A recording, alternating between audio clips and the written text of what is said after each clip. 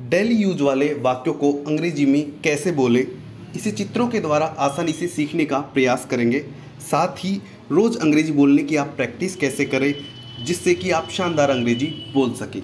तो इसके लिए इस वीडियो को बिल्कुल भी स्किप नहीं करना है, वीडियो को पूरा देखना है और वीडियो अच्छा लगे लाइक ज़रूर कर देना। और यदि आप चैनल पर नए हैं तो नीचे के लाल बटन को दबाकर सब्सक्राइब कर लीजिए, बेल नोटिफिकेशन को दबाना नहीं भूलें ताकि हमारी नई वीडियो जब भी अपलोड हो तब आपको सूचना इसकी मिल जाए। तो बिना किसी देरी के वीडियो को शुरू करते हैं। देखिए, सबसे पहला वाक्य है हमारे पास, कभी तो समझने की कोशिश किया करो। ये इस वाक्य को हम अक्सर इस्तेमाल करते हैं, अक्सर हम दैनिक जीवन में इस्तेमाल करते हैं। कभी तो समझने की कोशिश किया करो यार। यदि किसी चीज़ को आप समझाने के प्रयास कर रहे हो, समझदारी वाली बातें करें तो हम कहते हैं कभी तो समझने की कोशिश किया करो। तो ये दो जानवर हैं, आपस में बात कर रहे हैं कि यार कभी तो समझने की कोशिश किया करो। तो क्या बोलेंगे? Do ever try to understand. Do ever try to understand. कभी तो को इंग्लिश में बोलेंगे डू एवर, ट्राई को मतलब कोशिश करना, अंडरस्टैंड यानी समझने की। तो do ever try to understand. Do ever try to understand. 2 या 3 बार आप बार इसको प्रैक्टिस करेंगे, आप हमेशा के लिए याद हो जाएगा। आप इसको बार 2-3 दिन तक जब भी आप इस वाक्य बोलने आए आपके सामने, कभी तो समझने की कोशिश किया करो, तो इसको अंग्रेजी में बोलेंगे do ever try to understand. ठीक है, नेक्स्ट आगे चलते हैं। कभी तो सुन लिया करो। कभी तो सुन लिया करो।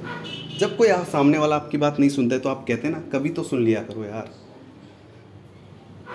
तो इसको इंग्लिश में बोलेंगे कभी तो के लिए डू एवर और सुन लेने के लिए listen. Do ever listen. Do ever listen. Do ever listen. ठीक है, डू एवर यानी कभी तो, लिसन यानी सुनो। तो डू एवर लिसन, कभी तो सुन लिया करो, डू एवर लिसन। अगला चलते हैं, कभी तो टाइम से आ जाया करो। मान लीजिए कोई आपका कलीग है जो टाइम से कभी नहीं आता है और आप उससे कह रहे हैं कि यार कभी तो टाइम से आ जाया करो। या फिर मान लो आप कहीं खेलने जा रहे हैं तो वो हमेशा लास्ट में आ रहा है आपका दोस्त, तो आप कहते हैं कभी तो टाइम से आ जाया करो। जैसे आप चित्र में दिख रहा है खेलने के लिए सभी खड़े हुए हैं, तो एक बंदा लेट आता है तो उससे कहते हैं यार कभी तो टाइम से आ जाया करो तुम। तो इसको इंग्लिश में बोलेंगे do ever come on time. Do ever come on time. तो कभी तो के लिए जब भी आपका इस्तेमाल करना हो तो डू एवर जोड़ दो और बाकी का जो भी है वो जोड़ दो उसके अंदर। तो do ever come on time. Do ever come on time. Do ever यानी कभी तो, कम यानी आओ, ऑन टाइम यानी समय पर। तो do ever come on time. Bar bar practice करनी है आपको। अगला है, कभी तो मुझसे प्यार से बात कर लिया करो। मान लीजिए कोई लड़की है अपने पति से कह रही है कि पति हमेशा गुस्सा करता है, चिड़चिड़ा रहता है, तो कहती है यार कभी तो प्यार से बात कर लिया करो। तो क्या कहेंगी वो? Do ever talk to me politely. Do ever talk to me politely. Do ever talk यानी बातचीत करना, मी यानी मुझसे, पोलाइटली यानी नम्रता से, प्यार से। Do ever talk to me politely. अगला चलते हैं, मुझे फ़ोन करो। मुझे फ़ोन करो। कई बार स्थिति हो जाती है कि यार तुम मुझे फ़ोन करो, आवाज़ नहीं आ रही, या अपन टेक्स्ट मैसेज कर रहे हैं कि यार मुझे कॉल करो। तो उसको आप इंग्लिश में कैसे बोलेंगे? कॉल मी। कॉल मी। क्या बोलेंगे? कॉल मी। कॉल मी। कॉल यानी फ़ोन करो, मी यानी मुझे फ़ोन करो, कॉल मी। ठीक है, नेक्स्ट चलते हैं। क्या तुम्हें यकीन है कि वो तुमसे प्यार करती है? आप अपने दोस्तों से बात करते हैं तो वो दोस्त कहता है कि यार पता नहीं मैं उस लड़की से प्यार करता हूँ, तो आप कहते हैं उससे कि क्या तुम्हें यकीन है कि वो तुमसे प्यार करती है? तो इसके लिए आप बोलेंगे are you sure that she loves you. Are you sure that she loves you.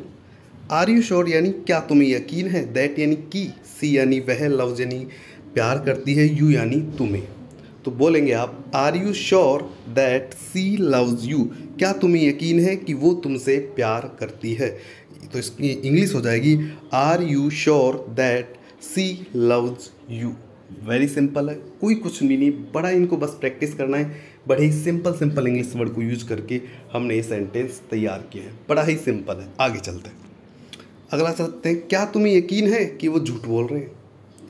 क्या तुम्हें यकीन है कि वो झूठ बोल रहे हैं? अभी लड़की कह रही है कि अपने जो बॉयफ्रेंड है उसकी किताब निकाल के कह रही है, और जब वो लड़का से पूछती है क्या तुम मुझसे प्यार करते हो, बोलता है नहीं करता, जबकि उसकी किताब में देखा उसने उसी का नाम लिखा हुआ है। तो कह रही है क्या तुम्हें यकीन है कि वो झूठ बोल रहे हैं? वो अपने दोस्तों से पूछ रही है क्या तुम्हें यकीन है कि वो झूठ बोल रहे हैं। Are you sure that they are telling a lie. Are you sure that they are telling a lie. Are you sure का मतलब क्या तुम निश्चित हो, क्या तुम्हें यकीन है, दैट यानी कि, दे यानी वो, टेलिंग ए लाई यानी झूठ बोल रहे हैं। तो are you sure that they are telling a lie. Are you sure that they are telling a lie, क्या तुम्हें यकीन है कि वो झूठ बोल रहे हैं। तो are you sure that they are telling a lie. आगे चलते हैं। इस टाइम वह सो रही होगी। मान लीजिए आपने किसी लड़की के बारे में पूछा कि वह क्या कर रही होगी, तो आप कहते हैं कि वह इस टाइम सो रही होगी या सो रहा होगा, लड़का होगा तो इस टाइम वह सो रही होगी। तो इसको अंग्रेजी में बोलेंगे आप, she would be sleeping this time. She would be sleeping this time. She यानी वह, वुड स्लीपिंग यानी सो रही होगी, वुड बी स्लीपिंग यानी सो रही होगी, दिस टाइम यानी इस समय। तो she would be sleeping this time. आप किसी राम श्याम के लिए कह रहे हो तो Ram would be sleeping this time. उस किसी पुरुष के लिए कह रहे हो तो he would be sleeping this time. तो इस तरीके से आप अंग्रेजी बोल सकते हैं बड़ी ही आसानी से। तो इस टाइम वह सो रही होगी, उसकी इंग्लिश क्या होगी, she would be sleeping this time, जैसा कि आपको चित्र में ये दिख रहा है। आगे चलते हैं। अगला है वह मेरे बारे में सोच रही होगी। जैसा कि आपको चित्र में दिख रहा है कि वह कुछ सोच रही होगी। तो आप अपने दोस्त से कह रहे हैं कि यार वो फला लड़की है, मेरी जो गर्लफ्रेंड है, वो मेरे बारे में सोच रही होगी। तो she must be thinking about me. She must be thinking about me. She यानी वह, मस्ट बी थिंकिंग यानी सोच रही होगी, अबाउट मी यानी मेरे बारे में। आप इसमें ये भी जोड़ सकते हैं वह इस समय मेरे बारे में सोच रही होगी। तो आप इस कैसे बोलेंगे, she must be thinking about me right now. ठीक है, तो आप इसको अपने हिसाब से चेंज भी कर सकते हैं। तो बड़ा ही सिंपल इंग्लिश वर्ड को इस्तेमाल किया है मैंने, कोई कठिन इंग्लिश वर्ड को यहाँ पे इस्तेमाल नहीं किया। तो बड़ा ही आसान है बोलना। वह मेरे बारे में सोच रही होगी, इसको इंग्लिश में बोलेंगे she must be thinking about me. Clear. आगे चलते हैं। वह अभी स्कूल में पढ़ा रहा होगा। वह अभी स्कूल में पढ़ा रहा होगा या होगी। तो मान लीजिए आपका कोई घर में रिलेटिव है, आप कह रहे हैं कि यार वो अभी स्कूल में पढ़ा रहा होगा, वो टीचर है और आप उससे कह रहे हैं यार वह अभी स्कूल में पढ़ा रहा होगा, अभी इसको कॉल मत करो, अभी इसको डिस्टर्ब मत करो। ठीक है, तो इसके लिए बोलेंगे अपन, यदि लड़की होगी तो she must be teaching in school now, और यदि लड़का होगा तो he must be teaching in school now बोलेंगे। तो मान लीजिए वो लड़की है तो she must be teaching in school now. She यानी वह, मस्ट बी टीचिंग यानी पढ़ा रहा होगा या पढ़ा रही होगी, स्कूल यानी विद्यालय, स्कूल नाउ यानी अभी। तो she must be teaching in school now. She must be teaching in school now, वह भी स्कूल में पढ़ा रहा होगा या वह स्कूल में पढ़ा रही होगी। तो इसके लिए बोलेंगे she must be teaching in school now. बात आगे समझ में। चलिए आगे चलते हैं। अगला है दिक्कत क्या है तुम्हें। कई बार हम कहते हैं कि बार बार परेशान करता है आपको, बार बार कोई छेड़ता है, बार बार टॉर्चर करता है। तो लड़की कहती है ना, भाई दिक्कत क्या है तुम्हें, what's wrong with you. What's wrong with you. What's wrong with you. What's wrong यानी क्या दिक्कत है, यू यानी तुम्हें। तो व्हाट्स रॉन्ग विद यू, दिक्कत क्या है तुम्हें, व्हाट्स रॉन्ग विद यू। ठीक है, आगे चलते हैं। इस जगह में क्या दिक्कत है। इस जगह में क्या दिक्कत है। तो हम बोलेंगे कि मान लीजिए आपने एक रूम दिखाया होटल के अंदर, आपकी वाइफ को पसंद नहीं आया, तो वाइफ कह रही है कि यार मुझे पसंद नहीं आया। तो आप कह रहे हैं उससे इस जगह में क्या दिक्कत है, व्हाट्स रॉन्ग विद।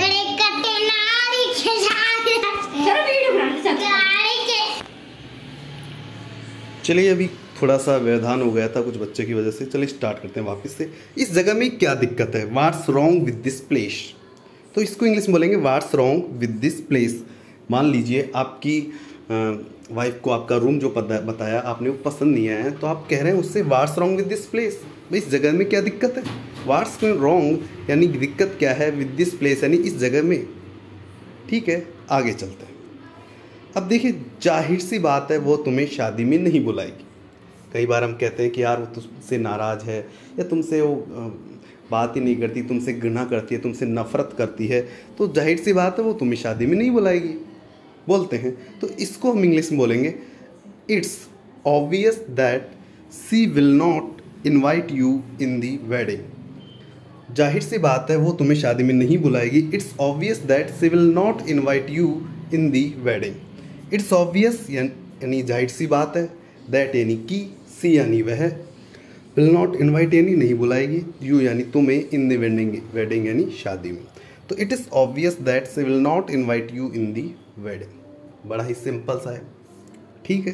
तो जब भी आप इसको बोलना हो, जाहिर सी बात है वो तुम्हें शादी में नहीं बुलाएगी, आपको बोलना it's obvious that she will not invite you in the wedding. मैं बार बार रिमाइंड इससे कर रहा हूँ कि यदि आपके 2 या 3 बार आपके दिमाग में जाएगा तो आपको थोड़ा सा याद हो जाएगा अभी के अभी। आगे चलते हैं। तुम्हें बहुत पहले मुझे बता देना चाहिए था।